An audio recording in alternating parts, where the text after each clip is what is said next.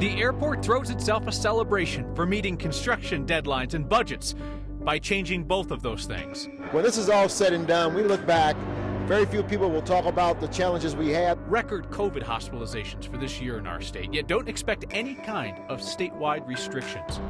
Early ballot returns show one party in Colorado just isn't that into voting this year. They could even vote on that mobile voting van we showed you last night. Wait, is that getting towed? And I promised to be straight with you about my vaccination choices, so I'll tell you what happened this week. Next. International Airport threw a celebration today for getting the first phase of its construction project done on time and on budget.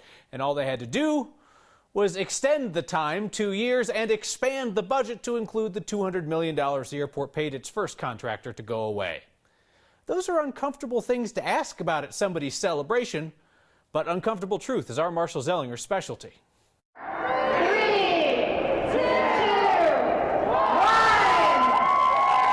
And with that ribbon cutting, all of the construction at DIA and all of the long lines are no more. Wait, that's not what this is. Yes, we still have a lot of work to do, but the completion of Phase 1 is very important. Phase 1 of the Great Hall project is complete. These new self-check-in kiosks on level 6 that will open next month for United and Southwest. This achievement also means you'll see fewer construction walls to maneuver around. It's not lost on us the challenging journey it's been for this project. We don't have to recap it, talk about it again, but it's been a challenge. They don't, but I will. The original plan was to move security from a vulnerable position on level 5 up to a more secure area on level 6. Level 5 would become a mall of sorts. The too long didn't read version of what happened is the original plan led to a higher budget than expected and a delayed timeline. DIA broke up with the contractor and hired a new one. In the original Great Hall project timeline, the one presented to Denver City Council in 2017, the end of 2021 is when the entire 4-phase project was supposed to be complete. Why is this a win? Well, it's a win because we're still progressing. This was absolutely very turbulent. But today we're going to focus on the fact that we complete a phenomenal Phase 1. Phase 2, which began in July, will move the south security from level 5 up to level 6. North security will stay put. DIA CEO Phil Washington expects to present the mayor and city council options for Phase 3 by the end of the year, which would include moving the north security up to level 6 as well. That is the ideal situation, right? That security be moved to level 6. And I think that was the original intent of the whole project, and I stand ready to make that happen. Phase 2, moving half of security, should be done by 2024. When this is all said and done, we look back, very few people will talk about the challenges we had, they'll look at the asset we left behind. Just like saying on time and under budget, it's true what the mayor just said there about very few people talk about the challenges DIA had. If you forget this. Just some handy footage we often play to talk about the failed automated baggage system, but we don't talk about these challenges long after. I just want to point out these Phase 1 changes at DIA do not directly address the long lines we've recently talked about. This does not increase TSA staff. However, DIA CEO said last week 4 new security lines would open separate from this construction project, and he thought that would open early next year. And today, Kyle, he said those might open actually before Thanksgiving. You know, honestly, I thought the airport's kind of had a great Halloween feel because you got the plywood and you got the yellow tape. It's like a haunted house there. What you heard from the mayor is what we also heard from aviation experts, which is that it's a hassle now, but in the end, people do just move on in memory. Sure, as long as they don't have a file video footage of the baggage flying everywhere. I will say it's beautiful out there, but knowing what we went through to get to this point, it's a little like, oh, okay, well, that's great. Why didn't we have this a couple years ago? It's nice, and once everything's complete, it looks like it might be more streamlined. But you've got one part of the process, the self-check-in, that's streamlined when this opens up, but you've still got the backlog at the security. Yeah, folks need to be prepared for a mess coming up. I'll just say, I mean, Great Wall of China was 2,000 years. You don't hear people complaining about that today. We got over it. Thank you, Marshall. Well, this has been an absolutely horrible week for those in Colorado's firefighting communities. One tragic loss after another. So yesterday, firefighters across the plains were gathering for a firefighter's funeral. A firefighter stopped to fight a fast-moving fire in Joe's, and he was killed when the fire overran his position. Joe's firefighter Larry Wyant spotted that fire in a cornfield in southern Yuma County, and a change in the wind ran it right into where he was, and he did not make it. Firefighters were headed to Yuma yesterday to remember volunteer firefighter Darcy Stallings. He died last week in a car crash as he was headed to a call in his personal vehicle. So what is it, anyway, that the youths of Colorado are doing these days? I can tell you what they're not doing. They're not voting. Not unlike Colorado Republicans of all ages, who typically would have a big early ballot lead right now. Not this year. Less than a week out from Election Day, ballot returns across the board are low, and they skew heavily toward seasoned citizens. Steve Stakers here. Steve, you're young. Have you turned in your ballot? I have not. Back to you. Me neither. Oh, wait. Back to you. Oh, okay. So, yeah, I haven't turned in my ballot. I was out of town, all that stuff. Promise, I'm thinking about it, and I'm working on it. But, yes, as of yesterday, people 25 to 34 in Colorado have only turned in about 6% of the 477,000 ballots turned in so far. But people 65 to 74, you are saving our skins. Both men and women in that age range are leading in this state, followed by women 75 and over, who've already returned more than 51,000 ballots. If you're trying to guess who they might have voted for, good luck. Pretty darn even in that 65 to 74 range between unaffiliated, Democrat, and Republican. But let's get back to shaming the youths, shall we? Both male and female, 18 to 24. Your number is so small on there that they didn't even write it on the graph made by the Secretary of State. The really interesting takeaway about this year compared to previous odd-year elections is that Republican turnout is way behind. By this time in 2019's election, more than 200,000 registered Republicans had returned their ballots, way outpacing both Democrats and unaffiliateds. They led in 2017 too, but yet this year, unaffiliated voters lead, followed by Republicans, with Democrats not so far behind them. So why is Republican turnout so down? Could be the mistrust sown in and mail-in ballots last year. Perhaps they're waiting to vote in person. Only 761 people have voted in person so far. Or perhaps they're just taking their time or maybe even choosing not to vote, Kyle. Off-year election, but an important one nonetheless for Colorado's Republicans, who think that they can flip some school boards away from candidates who support teachers' unions toward more conservative candidates. And the real question is going to be, on Election Day, do we see a lot of people turn up to polling locations to vote in person just because there's so much distrust in that mail ballot? 761 in-person voters, the few, the proud. Thank you, Steve.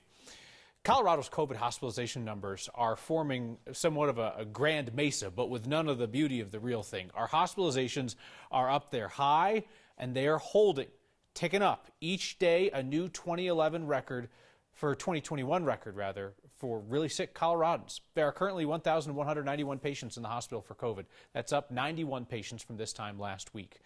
77% of current COVID patients in our hospitals are unvaccinated. 77% unvaccinated. Our average positivity rates jumped by more than 1.5% over the last week. This is the highest we've seen that all year. 7-day average for tests coming back hot is 8.9%. Haven't seen a number like that since last December. That, of course, was pre-vaccine. Those numbers that we just showed you, plus about 20 COVID deaths per day in Colorado for the last month.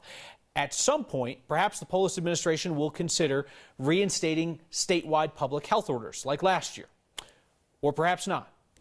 The spread of COVID-19 across our state is not consistent. It's not uniform. And so we do still believe strongly that, local control and local orders are a key way to ensure that the right mitigation measures are put into place. So we're often asked about breakthrough cases. Colorado is seeing 17 hospitalizations per 100,000 unvaccinated people, 4 hospitalizations per 100,000 vaccinated people. So you're 4 times more likely to be hospitalized with COVID if you're unvaccinated. The state recently recorded 121 unvaccinated deaths per 1 million people and just under 26 vaccinated deaths from COVID per 1 million people. So you're 4 to 5 times more likely to die of COVID if you're unvaccinated.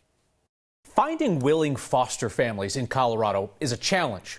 Keeping them is a crisis. As much as half the families quit in their first year, more than next year. And that means that kids in foster care move families more often, and that just increases their trauma. We won't all be foster parents. We all can help them. Your Word of Thanks microgiving campaign this week is for Foster Source. a Colorado nonprofit supporting foster families so that they're able to keep doing that vital work in our community. Foster Source provides trauma parenting education for foster parents who may be dealing with the challenge of parenting a child with trauma for the very first time. The nonprofit also offers physical items they need, like bunk beds, help with groceries, car seats, mattresses. And Foster Source offers therapy for foster parents to give them the skills to parent kids through a difficult time. Foster parents step up to give children their time and love. Foster Source is alongside them for everything else. Scan the QR code on your screen or text the word thanks to 303-871-1491 and I'll send you that link to donate. I'll never ask you to give to a cause that I don't personally support, so I'll match the first 50 donations of $5. Together, we can help keep foster parents in Colorado from quitting, which helps keep kids from enduring another move to another home. It could be the best $5 we've spent in a while. The demand for high-grade sports cards, particularly baseball, exceeds the supply. Time to pull that box out from under your kid's bed. What? No, that one's wheat. The other one has the baseball cards. Ball Arena is going with a vaccine or test mandate while keeping its mask mandate. And I said I'd be upfront about my vaccination decisions. So, time to tell you about my booster side effects. Next.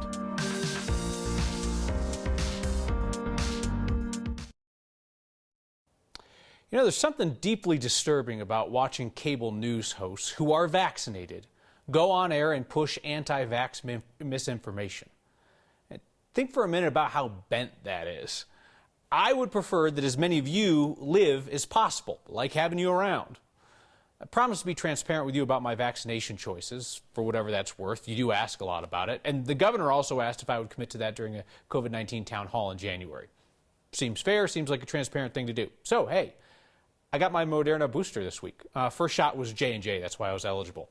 Only side effects of the booster were a sore arm and increased gratitude for science and for healthcare workers. I'll be honest, I got the booster not so much out of concern for my own health with COVID, but with the hope of being able to better protect people around me who are immunocompromised or who can't get the vaccine. It's about the easiest thing that we can do to care for our neighbors. Ball Arena, aka the Jar, will start requiring proof of vaccination or a negative COVID test to get into all home Nuggets and Avs games starting next month. Same goes for concerts there and at the Paramount Theater. This starts November 10th. The negative COVID test has to be no more than 3 days prior. Unvaccinated NBA players like the Nuggets' Michael Porter Jr., who's been very outspoken on the topic, they'll get tested each game day. The vax or test mandate at Ball Arena does not replace the mask requirement. That's going to remain in place. Well, those winds have been whipping around all day long. Good news is these winds should start to calm down over the next few hours, but still looking at some of those gusts getting on up into the 50-plus mile-an-hour range, depending on exactly where you are along the eastern plains. But again, these winds should slowly let on up as we head through the next few hours. Tomorrow, it's the eastern plains, still dealing with some stronger gusts, but not as strong as what we've seen throughout the course of your day today. Still, though, Eisenhower Tunnel still seeing some of that blowing snow, and that will continue as we head through the overnight time frame. Still some pesky snow showers on up into the mountains for us as we head through the next few hours. And again, that snow will hang around through the mid part of tomorrow morning, and then that snow should come to a close sometime around mid-morning. The Babe when he was young. The rookie cards here in Colorado, yours for $3 million. Card collecting seems different these days. It's only picking up. It's really become a great part of pop culture, and then now it's seen as an investment vehicle. Denver made an investment in this vehicle, the voting van we showed you last night. Next viewer watching it get towed right after the show. And a creative but trashy Halloween costume. Next.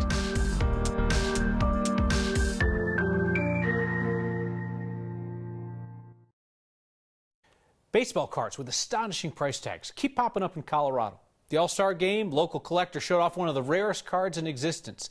And now there's a collectibles house in Castle Rock selling a Babe Ruth that they expect to go for more than $3 million. Our Brian Wendland looks at how our childhood hobby has turned into an investment strategy. He might not look like the husky slugger we all know as Babe Ruth, but that's part of the allure of this baseball card. This is a 1916 Sporting News Babe Ruth rookie card. his first card. Brian Drent runs Mile High Card Company in Castle Rock. He's auctioning the card for a client and expects it to fetch $3 million. And this is the rookie baseball card of the greatest sports icon in American sports history. Probably around 2016 is when the market really changed and people that I call the Wall Street investors decided to make baseball cards, particularly, and other sports cards as well, as a portfolio item. Marshall Fogel knows a thing or two about the sports card industry. He owns the most valuable card in existence. A 10 out of 10 gem mint condition Topps 1952 Mickey Mantle card that was on display during the All-Star game earlier this year. It's worth so much money that it had a police escort on its way to the exhibit. I would say the internet played and still plays a large role in the collectible industry because it allows so much more viewing of what's available to buy and to sell. With one of the best collections in the world in Fogel's possession in Denver and Drent's auction house representing clients from across the world, Colorado is making a name for itself in this booming industry. He's got a fabulous world collection that's just phenomenal. And then with us being an auction house, like you said, that has great visibility, high visibility, I think Colorado is right towards the top end of this industry. As a collector since college, Drent says he'll be bummed to see the Babe Ruth card leave his office. But as a businessman, he's already looking forward to the next rare card that'll come across his desk. You know, it's always a little disheartening or sad to see something like this go. But you know what? We get more. For Next, I'm Brian Wendland. That Babe Ruth rookie card auction runs through November 11th. As of this afternoon, it's up to $1.45 million. Next, viewer Spot Everything. Minutes after we showed you Denver's shiny new voting bus, next viewer saw it getting towed. Evan says he walked outside after our show and saw the broken down vote bus we just profiled being loaded onto a tow truck near 14th and Franklin. Denver Elections tells us this was a mechanical issue and they absolutely blamed Next for causing it. Bus is in the shop and it might be out of commission through Election Day. They're not sure at this point. This time of year, we always hear from proud Next viewers with some ingenious Halloween creations. It's got to be really great to get on air, but I think this is. Brianna sent us photos of her son, Kason, checking out his new birthday gift and Halloween costume. He's got his own little waste management truck. He's just obsessed with everything about the garbage collectors and their trucks, so she and her husband built Kason his own truck on top of a Power Wheels. Stability is such a big thing for Colorado's foster kids, which is why it is so tough on them that half of new foster families have to quit within a year. We have a way to give them encouragement and resources. Next. Your Word of Thanks micro-giving campaign this week is supporting Colorado's foster families and the kids they serve. Because the fact is that almost half of families quit within the first year due to the immense challenges of supporting kids with trauma. Foster Source is there to support them. That's why we're featuring them this week. Scan the QR code on your screen or text the word THANKS to 303-871-1491 and I'll send you the link to join me in donating. Foster Source provides foster families with specialized education on how to parent through trauma. That nonprofit offers therapy for parents to keep them grounded and encouraged through struggles. And it also offers physical items that the families need, like bunk beds and groceries. And they're also adapting their mission as more foster kids end up in kinship families, as in with relatives. They're providing those relatives with the same support, with the idea of providing safe, stable homes for those kids. Josh writes in, simple question. Hi, Kyle. Are you a Democrat?